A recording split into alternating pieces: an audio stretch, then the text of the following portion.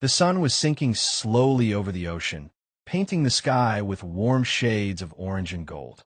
On one of the high terraces of the Cloud Palace, Jason sat with Amir, Gary, Rufus, and Constance after a long and exhausting expedition. Drinks rested in their hands as the cool evening breeze rolled in from the sea. Amir leaned back in his chair. Hester was the one who opened the portal to Boko and back, he explained calmly. She's traveled widely, which makes her portal ability extremely useful. Gary nodded thoughtfully. Portal magic always comes with restrictions. Exactly, Amir replied. A portal can only open to locations the caster has already visited. And rank also plays a role.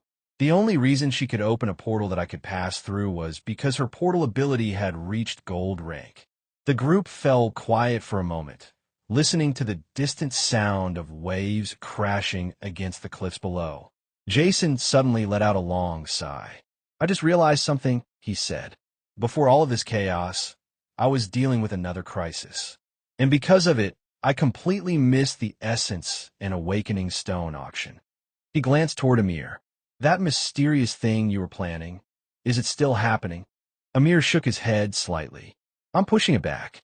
I plan to rely on Greenstone's Iron Rank adventurers, but after this expedition, the entire adventurer community will be shaken. He paused before continuing. Besides, the standards here are lower than I expected. There are a few standouts, but overall the skill level is disappointing. I'll put out an open contract and bring more capable people in. Gary chuckled softly. Sounds like Jason is about to get some competition. Jason frowned. Competition for what? Amir smiled faintly.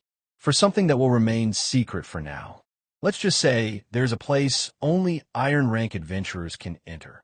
Rufus raised an eyebrow.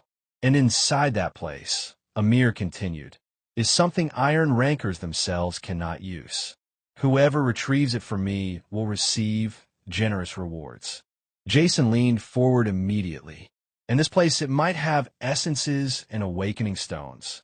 If our assumptions are correct, Amir replied, then yes.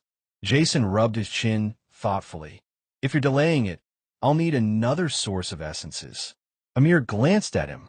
You still want to make that thief girl an adventurer? Jason shrugged. Either that, or send her somewhere so far away no one will bother looking for her. But getting her into the Adventure Society would solve a lot of problems. That might depend on how much trouble Elspeth Arella is in, Amir said. Gary looked curious. How bad is it? A lot, Amir answered bluntly. The Adventure Society rarely interferes with its branch directors, but losing that many adventurers is not something they'll tolerate. Danielle Geller already filed a protest about the expedition before it even started. I'll be surprised if Arella keeps her position. Jason's eyes sharpened with sudden focus. Then I should move quickly, he said.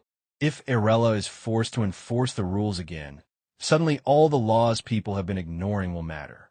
If I can secure the indenture contract, Wexler stops being a fugitive.